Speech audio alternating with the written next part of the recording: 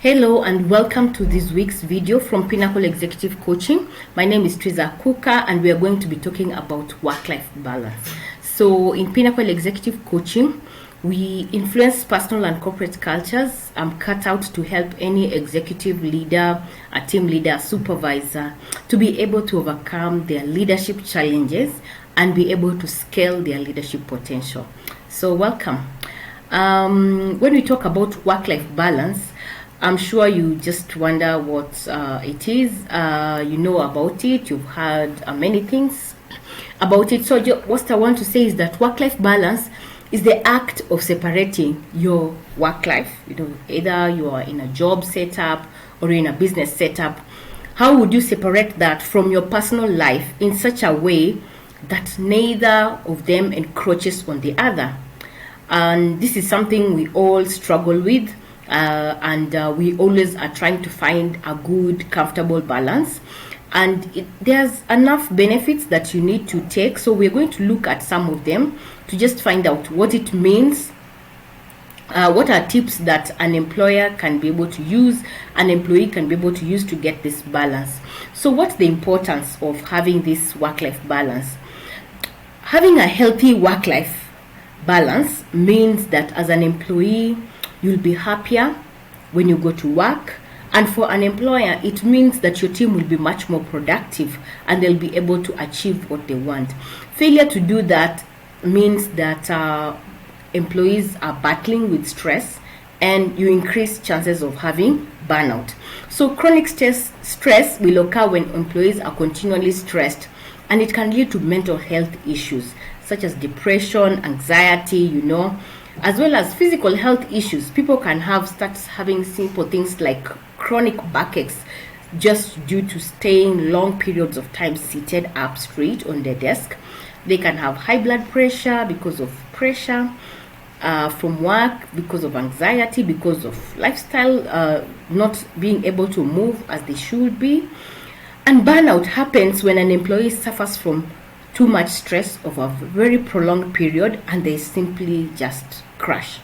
So mood swings, irritability, and you can see chronic fatigue sets it, and it just hampers total productivity for the team, and people become sick actually, and then it becomes costly for the organization because you lose man hours that you would have used benefited from if your employees would be working as usual. So what are some of the tips that employers can look out for in order to ensure their teams have work-life balance? So as a leader, it is important to note that employees need to be sustainable in the long run. So you need them for the long run, and that means you must be flexible. You have to be willing to look and investigate your work-life and office culture to find out, is it working for the employees and how can it be improved in order to keep the productivity up and to keep your employees happy. One of the things you can do is have flexible work hours.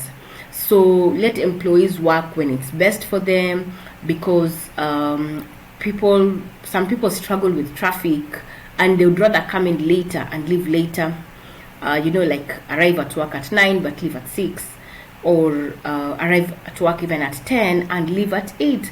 So you need to check those things. So instead of just insisting that everyone must come in 8 to 5, you can find out if flexible hours can work for your employees.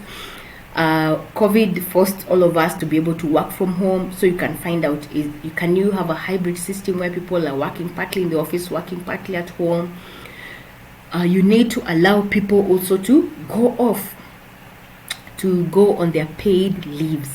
It's very bad as an employer to have this habit of buying leave from your employees, but you'd rather encourage them to take their leave and actually just rest, have time off. And if you can have priorities right in terms of having good compensation, having comfortable office conditions like straight orthopedic seats so that people can be able to avoid having back problems, if you can give employees opportunities for professional growth, for networking, then you'll find that the employee morale improves and it's less likely that these people will get burnout and get exhausted from doing the same thing.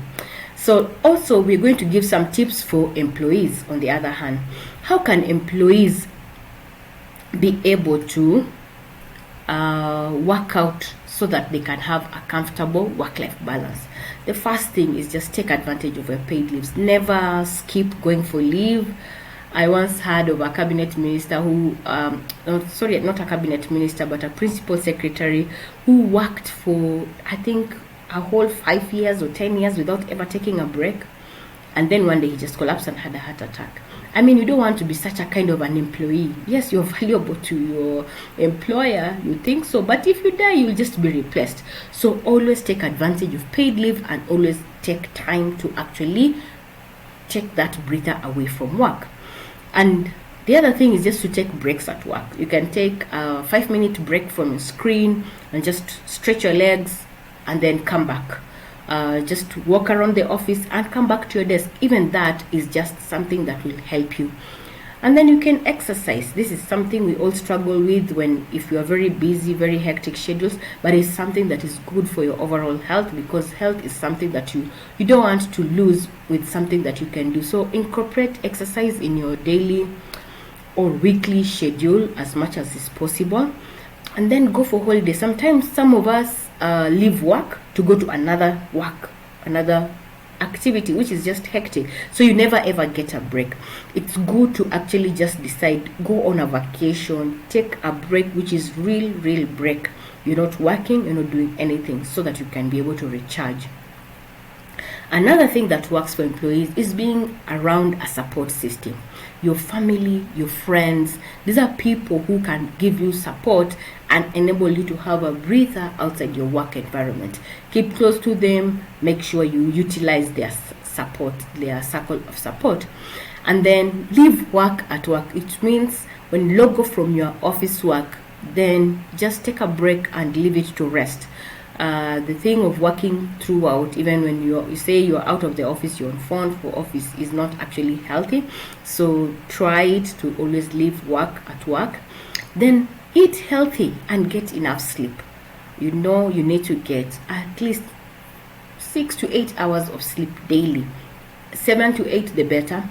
So if you can be able to do that consistently, then you can actually be able to be healthy and you can be able to work well without burnout and without crashing. And then also, if you can pursue your personal hobbies, these are things that can help you to be able to find more meaning in life overall and will help you to achieve your life balance. Always look out for that thing which makes you happy, content, and enables you to feel like you've served your purpose in life. So I hope this list of ideas will act as a launching point for you, whether you're a leader, whether you're a staff, an employee, to help you to achieve a better work-life balance. So don't forget to follow me on all my social media platforms, on Facebook, Instagram, Twitter, and drop me a mail. Just tell me how it's going, what would you like me to talk about, and see you soon next week. Thank you so much.